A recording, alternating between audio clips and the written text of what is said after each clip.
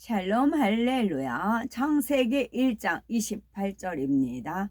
하나님이 그들에게 복을 주시며 하나님이 그들에게 이르시되 생육하고 번성하여 땅에 충만하라.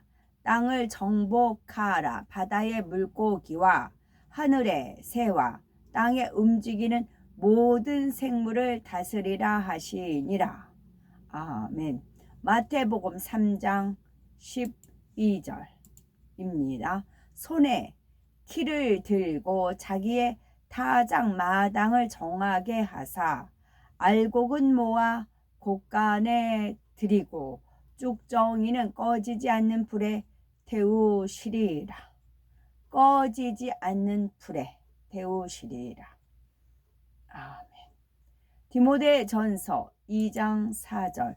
하나님은 모든 사람이 구원을 받으며 진리를 아는 데에 이르기를 원하시느니라. 진리를 아는 데에 이르기를 원하시느니라. 불교에도 나름대로 진리를 하고 공자, 이슬람교 다 자기들이 진리라고 하잖아요. 근데 우리가 아는 진리는 나는 곧 길이요 진리요 생명이니 하셨어요. 그래서 하나님은 모든 사람이 구원을 받으며 예수 그리스도를 아는 데 이르기를 원하시느니라 입니다. 진리 리꼬로 예수 그리스도입니다. 아멘. 제목은 사람을 경작하시는 하나님입니다. 성경을 보면 예수님께서는 많은 비유로서 하나님의 뜻과 섭리를 알려주셨습니다.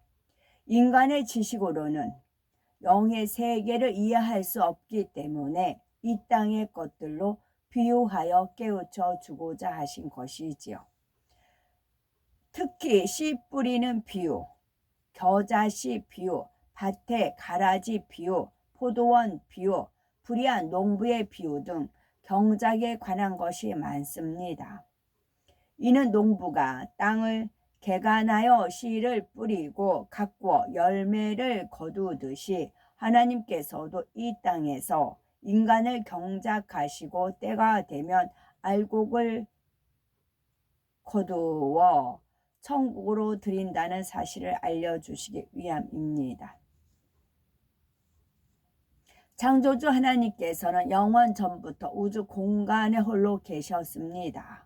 지극히 아름답고 영롱한 빛 안에 맑고 청한 소리를 머금고 온 우주 공간을 다스리셨지요. 수많은 세월이 흐르면서 하나님께서는 모든 것을 함께 느끼며 서로 사랑을 주고받을 수 있는 대상을 원하셨습니다. 이러한 마음을 품으신 하나님은 인간 경작을 계획하셨지요. 그리고 영원 전부터 계시던 공간을 분리하시고 성부, 성자, 성령 삼위일체 하나님으로 존재하기 시작하셨지요. 인간 경작의 총감독이 되시는 성부 하나님, 구세주가 되실 성자 예수님, 구원을 온전케 하시는 성령 하나님의 사역이 필요했기 때문입니다. 때가 이르자 성부, 성자, 성령 삼위일체 하나님께서는 천지 만물을 창조하시고 사람을 지으셨지요. 첫사람 아담이 범죄한 이후 오늘날까지 인류 역사와 사람의 생사화복을 주관하시며 멈추지 않고 사람을 경작하고 계십니다. 하나님의 마음을 이해하고 깨달아 중심에서 하나님을 사랑할 수 있는 참 자녀를 얻기 위함입니다.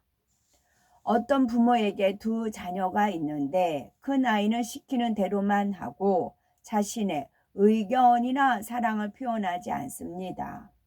반면에 작은 아이는 부모님을 성케 할 때도 있지만 이내 돌이키며 사랑스럽게 매달리기도 하고 여러 가지 자신의 마음을 표현한다면 어느 자녀가 더 사랑스럽겠습니까? 또한 가정에 로봇이 있어서 밥도 짓고 청소도 하며 모든 시중을 들어준다고 해서 자녀보다 로봇가 더 사랑스러울까요? 로봇이 아무리 유익하다 해도 자녀를 대신할 수는 없습니다. 하늘에도 순종을 잘하는 천군 천사들이 있지만 하나님께서는 이성과 감정을 가지고 자유의지 가운데 즐거이 순종하는 자녀를 원하셨지요. 그래서 사람을 창조하되 자유의지를 주시고 하나님 말씀을 가르치시며 참 자녀로 나오기까지 오랜 세월을 참고 기다리며 경작하시는 것입니다. 경작이란 농부가 씨를 뿌리고 가꾸는 수고를 통해 열매를 얻는 과정을 말하지요. 하나님께서도 사람을 경작하는 수고를 통해 참 자녀를 얻고자 이 땅에 아담과 하와라는 첫 씨를 심으신 것입니다. 흙으로 지음받은 사람은 마음밭을 개간하는 경작의 과정을 거쳐야 하나님의 참 자녀가 될 수 있기 때문이지요. 창세기 6장 5절에서 6절에 보니 하나님께서 사람의 죄악이 세상의 관영함과 그 마음의 생각의 모든 계획이 항상 악할 뿐임을 보시고 땅 위에 사람 지으셨음을 한탄하사 마음에 근심하셨다라고 나옵니다. 6장에 창세기 1장부터 시작해서 6장에 가서 그렇다는 겁니다. 그렇다면 하나님께서는 사람이 범죄할 줄 모르셨을까요? 하나님께서는 전지전능하시니 만세 전에 이미 모든 것을 알고 계셨습니다. 그럼에도 사람을 창조하여 경작하시는 이유는 자녀를 기르는 부모의 심정을 안다면 쉽게 이해할 수 있을 것입니다. 사람이 자녀를 낳아 기른다는 것이 얼마나 고통스러운 일입니까? 잉태하여 해산할 때까지 고통이 따르고 자녀를 먹이고 입히며 가르치기 위해서 밤낮으로 수고해야 합니다. 그런데도 자녀를 낳아 기르는 이유는 부모의 사랑을 느끼고 부모를 진정으로 사랑해 줄 수 있는 대상을 원하기 때문입니다. 더구나 자녀가 부모의 마음을 헤아려서 극진히 섬기고 효도한다면 얼마나 좋겠습니까? 마찬가지로 하나님께서도 사람이 불순종하고 타락하여 근심할 것을 아셨지만 영원히 사랑을 주고 받을 수 있는 참 자녀가 나올 것을 믿기에 기꺼이 경작하시는 것입니다. 농부가 열심히 땅을 갈고 씨를 뿌리며 농사를 짓는 이유는 추수 때에 많은 소산을 거둘 수 있다고 믿기 때문이지요. 그런데 추수 때 보면 알곡만 있는 것이 아니라 쭉정이도 섞여 나오죠. 이때 알곡은 창고에 들이고 쭉정이는 불에 데웁니다. 이와 마찬가지로 하나님께서도 인간 경작을 마친 뒤에는 알곡과 쭉정이를 가르십니다. 마태복음 3장 12절에 손에 키를 들고 자기의 타작 마당을 정하게 하사 알곡은 모아 곳간에 들이고 쭉정이는 꺼지지 않는 불에 태우시리라 하신 대로 하나님께서는 때가 되면 참 자녀인 알곡은 곳간에 들이지만 쭉정이는 영원히 꺼지지 않는 지옥불에 던지십니다. 알곡 하니까 알밤이 떠올랐어요. 그럼 알밤이 있어요. 그러면 거칠 것이라는 거 이제 벗기고 또 딱딱한 껍질 벗기고 속껍질 벗기고 알맹이만 먹잖아요. 그 나머지 어떻게 해요? 말려가지고 땔감으로 쓰잖아요. 타다다닥 잘 타요. 그와 같은 거죠.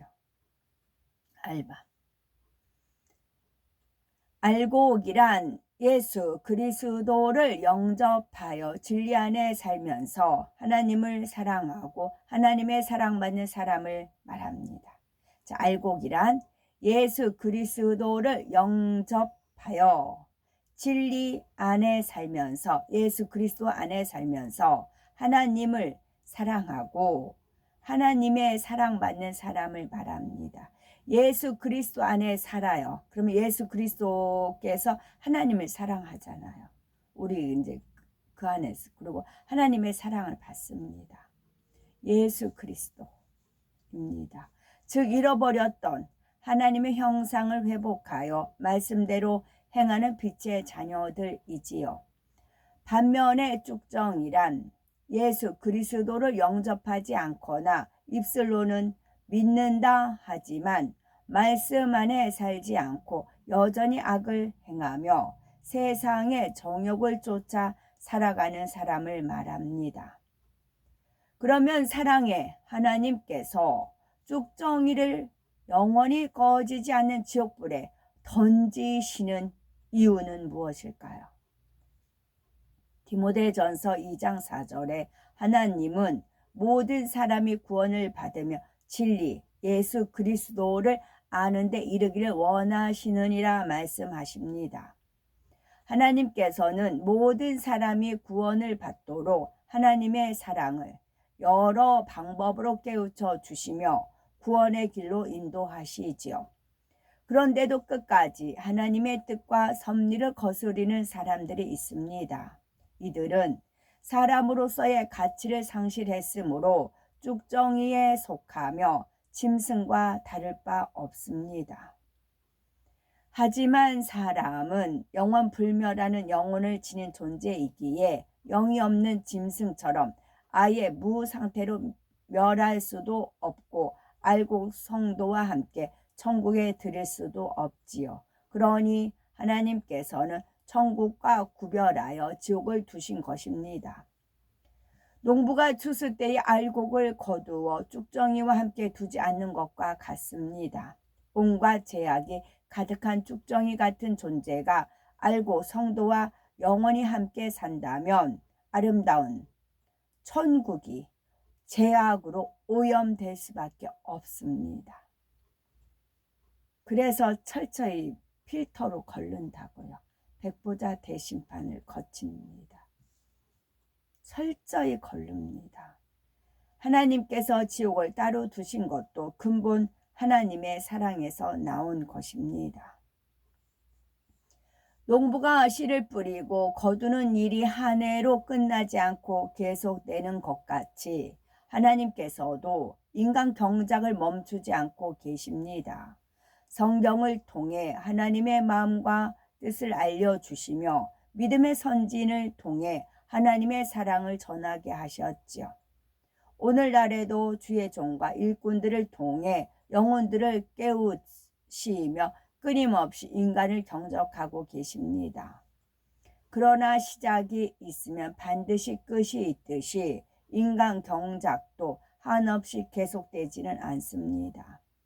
요한계시록 22장 13절에 나는 알파와 오메가요 처음과 나중이요 시작과 끝이라 하신 대로 때가 이르면 인간 경작의 섭리가 마쳐집니다. 하나님께서 엿새 동안 천지 창조 사역을 마치고 일곱째 날에 안식하신 것처럼 6천년의 인간 경작이 끝나면 주님의 재림과 함께 안식 기간이 천년 왕국이 이어집니다.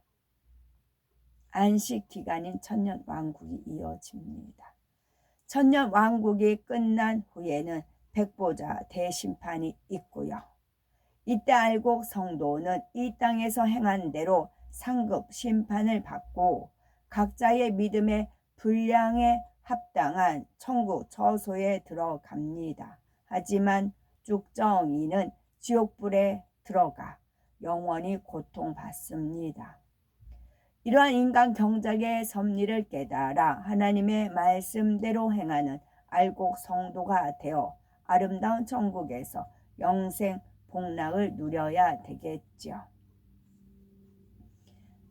알파와 오메가, 처음과 나중, 시작과 끝 살펴봅니다. 알파와 오메가는 문명의 시작과 끝이 아버지 하나님께로 말미암았다는 뜻입니다. 처음과 나중은 주님께서 부활의 첫 열매가 되시고 재림하심으로써 구속 사업을 마무리하신다는 뜻입니다. 시작과 끝은 성령께서 인간 경작의 시작과 끝이 되신다는 뜻입니다. 아멘.